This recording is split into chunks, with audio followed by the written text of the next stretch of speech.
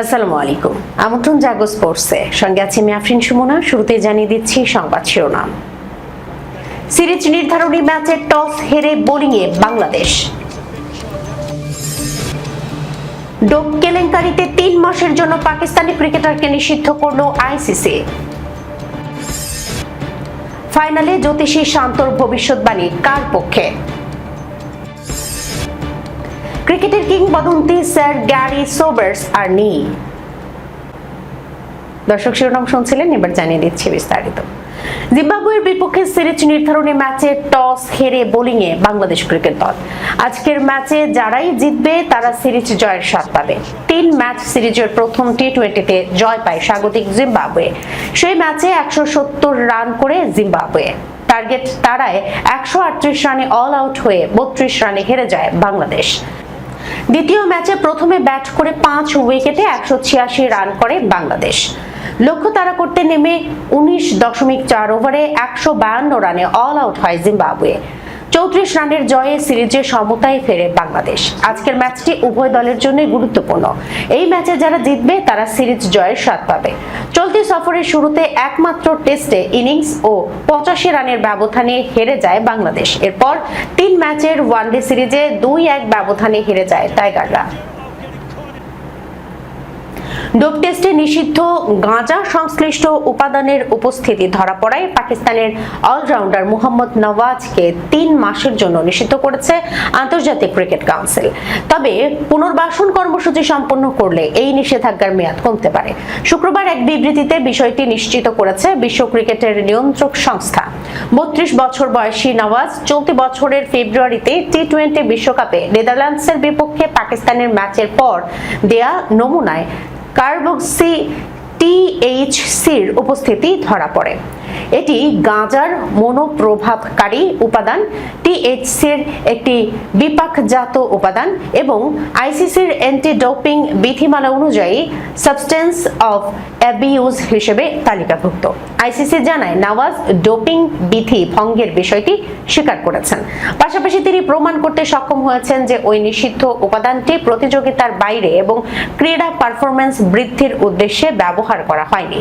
সে কারণে তাকে 3 মাসের নিষেধাজ্ঞা দেওয়া হয়েছে। এই নিষেধাজ্ঞা 1 মে থেকে কার্যকর করা হয়েছে, যেদিন তিনি স্বেচ্ছায় অস্থায়ী নিষেধাজ্ঞা মেনে নিয়েছিলেন। আইসিসি আরো জানিয়েছে নওয়াজ ইতিমধ্যে প্রায় 2.5 মাস অস্থায়ী নিষেধাজ্ঞার আওতায় কাটিয়েছেন। এছাড়া তিনি পুনর্বাসন কর্মসূচিতে অংশ নিতে সম্মত হওয়ায় তার অস্থায়ী নিষেধাজ্ঞা তুলে নেওয়া হয়েছে। ডোপিং বিধিমালা অনুযায়ী নেদারল্যান্ডসের বিপক্ষে 7 ফেব্রুয়ারি অনুষ্ঠিত ম্যাচ এবং এরপর 1 মে পর্যন্ত তিনি যেসব ম্যাচ খেলেছেন সেগুলোর ব্যক্তিগত পারফরম্যান্সের রেকর্ড বাতিল করা হয়েছে। চলতি টি-20 বিশ্বকাপে পাকিস্তানের হয়ে 7টি ম্যাচই খেলেছিলেন নওয়াজ। নেদারল্যান্ডসের বিপক্ষে উদ্বোধনী ম্যাচ থেকে শুরু করে সুপার 8 পর্যন্ত দলের হয়ে মাঠে নামেন তিনি। টুর্নামেন্টে ব্যাট হাতে 15 রান করার পাশাপাশি বল হাতে নেন 7 উইকেট। পাকিস্তান অবশ্য সুপার 8 থেকে বিদায় নেয়। খেলাধুলার জগতের সবচেয়ে জনপ্রিয় ও রোমাঞ্চকর বলা যায় ফুটবলকে, আর এই খেলাটির সবচেয়ে বড় আসর ফুটবল বিশ্বকাপের ফাইনাল মঞ্চস্থ হতে আর কয়েক ঘন্টার অপেক্ষা। শিরোপার লড়াইয়ে ডিফেন্ডিং চ্যাম্পিয়ন আর্জেন্টিনার প্রতিপক্ষ 16 বছর পর ফাইনালে ওঠা স্পেন। বাংলাদেশে ফুটবলের কোটি কোটি ভক্ত, বিশেষ করে ফাইনালে দর্শকদের বড় একটি অংশ পাশে থাকবে আকাশী নীলদের।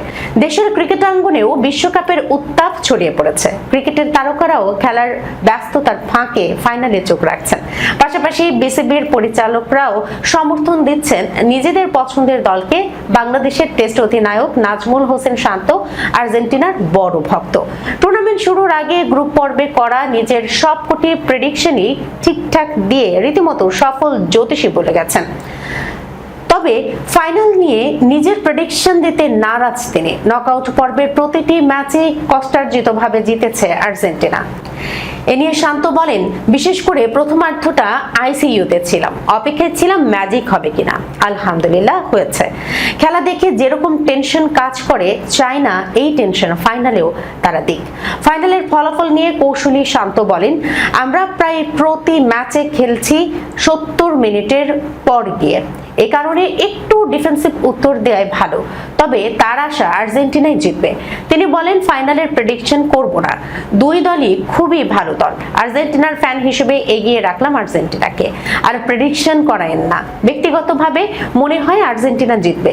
গ্রুপ পর্বের 3 ম্যাচের প্রেডিকশন স্কোর সহ হুবহু মিলে যাওয়া নিয়ে শান্ত জানালেন, ক্যাজুয়ালি বলে দিয়েছিলাম, সেভাবে চিন্তা করিনি। তবে আর্জেন্টিনা যেমন দল ছিল, যাদের সঙ্গে খেলা ছিল, জেতা উচিত ছিল, ওই ধারণা করেই করা।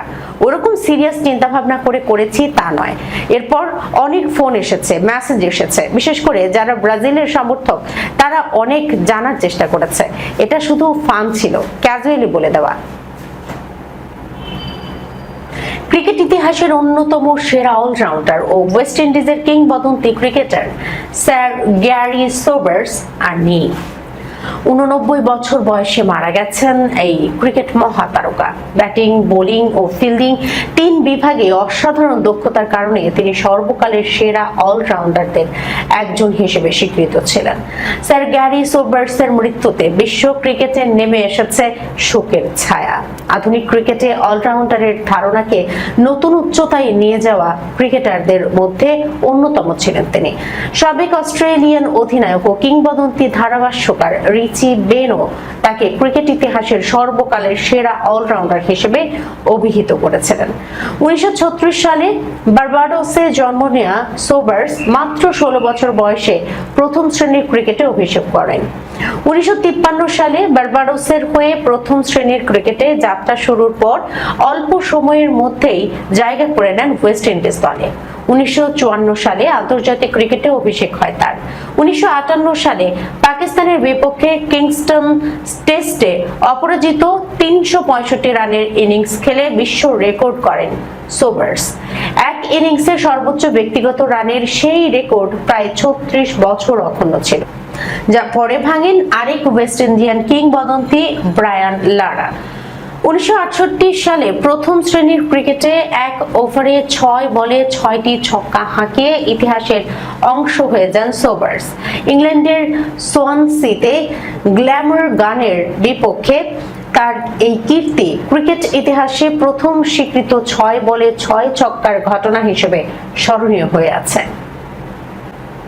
দর্শক, এই ছিল এখনকার মতো জাগো স্পোর্টসে। যাবার আগে শিরোনামগুলো জানিয়ে দিচ্ছি আরো একবার।